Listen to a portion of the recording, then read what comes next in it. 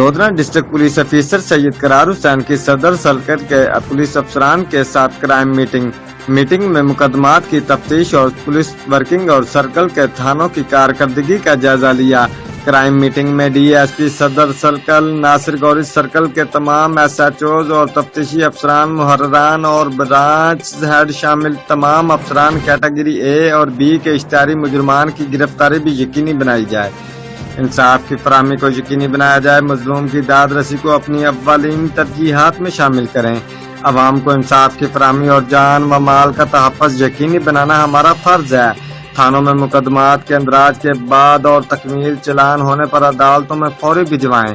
سزا اور جزا کا فیصلہ تفتیش پر منحصر، تفتیش میں سستی اور لاپرواہی برداشت نہیں کی جائے گی۔ Report Arshad Bhatti, bureau chief, Geo Express News, Lodhra.